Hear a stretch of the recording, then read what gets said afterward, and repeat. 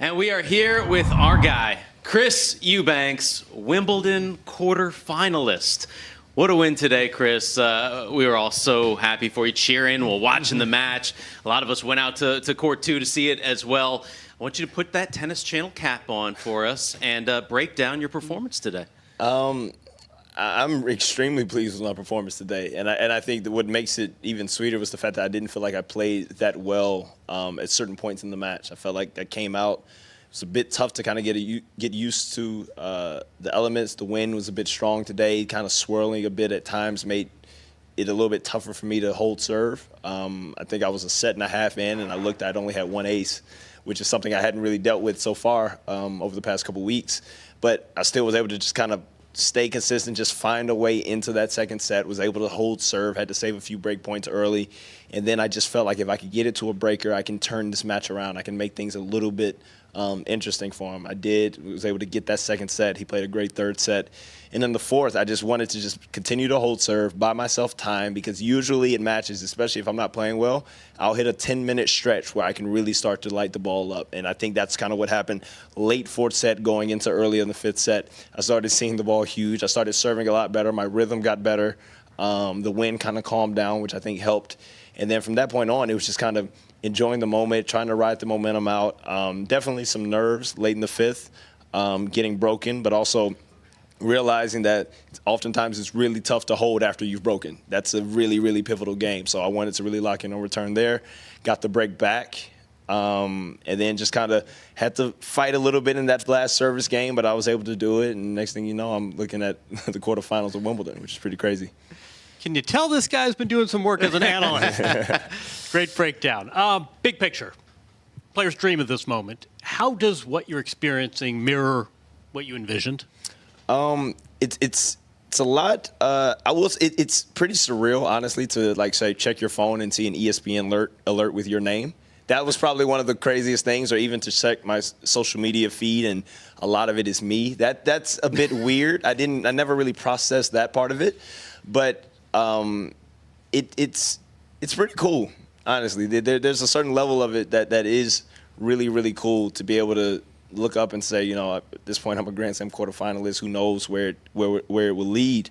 But I got to watch Francis's run at the U.S. Open last year and just wondered, man, that looks like it's unbelievable. I got to watch Tommy and Ben's runs in Australia this year. Just wondering, man, what is that like?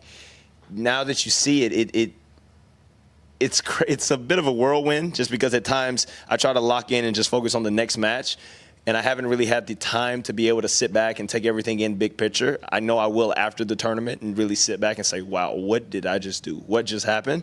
But right now I'm trying to stay as locked in as I can and just focus on the next match. That's been a recipe for success for me. I've been focusing on one match at a time, and I look forward to doing that again. But there will come a time, I think, at some point where I will sit back and kind of reflect and realize how special this all is.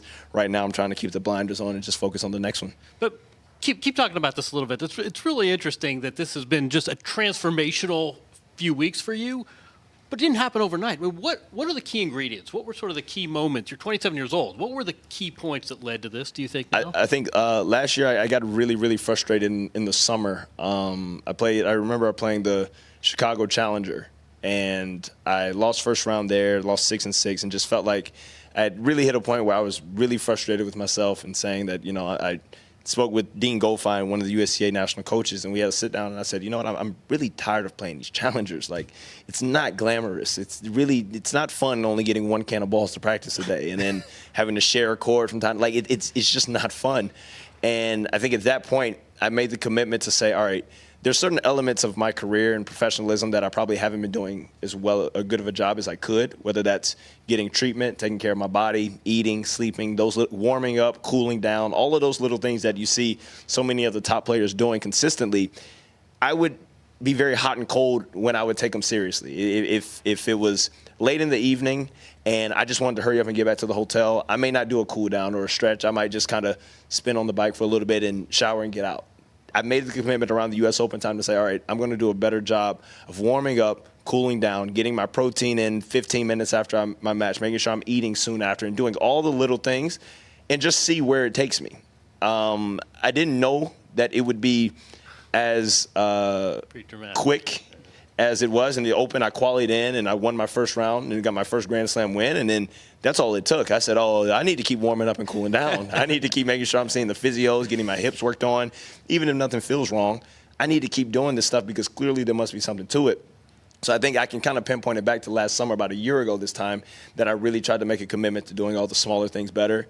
And good God, clearly it's been working. And I saw you doing that when you were with us in Santa Monica, waking up super early, doing the 2-a-days, hitting, training after you were working with us as well. But Chris, you've got a big platform now. You're a Wimbledon quarterfinalist. I know you talked about seeing Francis get to the semifinals at the U.S. Open. This isn't just Tennis Channel. You're doing interviews with, 9, 10 different folks all across the world. People are looking at you.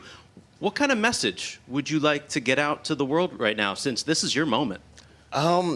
It's very tough to really, I think, have that perspective when you're in it, simply because my focus has been so much centered on the next match. That started with me in Mallorca, starting my first round against Alex Mickelson, then moving on to playing Ben's second round. It's always just kind of been focused on what is the next match, and that's where my goal, and that's where I'm trying to center all of my energy towards.